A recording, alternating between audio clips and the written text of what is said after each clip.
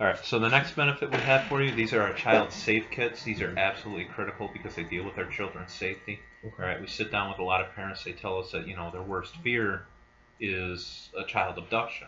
Mm-hmm. Right, we've all had that feeling. We've been in the store. We turn around for 1 second, the little one's not there.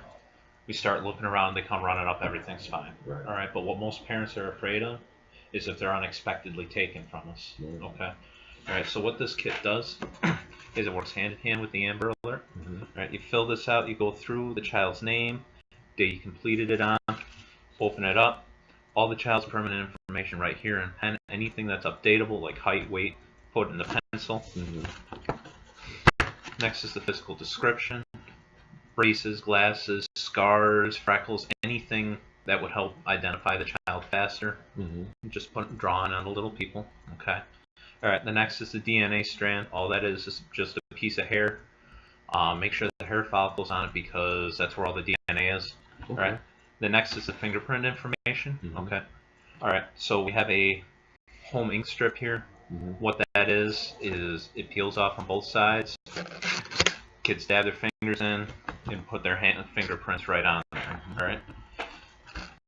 Back page, attach the most recent photo of the child's age in the photo, and the date it was taken. All right, we recommend that you update the photo every 6 months, so anytime the clock goes forward or back, that's your cue to change that photo out. Right. All right, and then on the back here, we just have some important safety tips for parents, mostly dealing with making sure the child knows how to dial 911. One of the most important ones on here is not putting the child's name on any sort of clothing or accessory that a stranger can see, because it's all too easy for the stranger to see that and say, hey, Olivia, your parents are hurt, they've been in an accident, they want me to take you to the hospital. Mm-hmm. Right? Okay. And the little ones, they'll go. So that's why a lot of schools are implementing the use of a code word. All right. So if you were to send a trusted adult to go pick Olivia up from school, let's say the code word was celery that day. Mm-hmm. All right. That trusted friend of yours would go and say, hey, Olivia, your mom's in the hospital. She said the code word today was celery. Olivia would know that she's okay to go with. All right.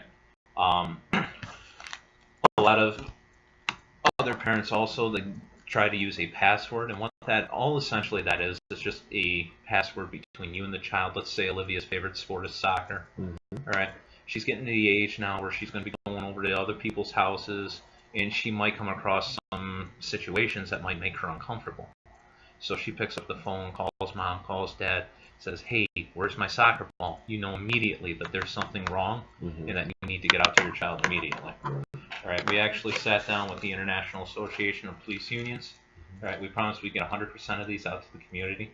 Now, with our limited time and resources, do you really think that's a possibility? No. No. All right, so what's really great about this is that they actually let you extend this out to 6 people. Okay, these are 6 people who, if they were to call you and say, my kid never got off the bus today, he didn't come home from school, you would drop everything to go help these people. All right, who's that first family that comes to mind?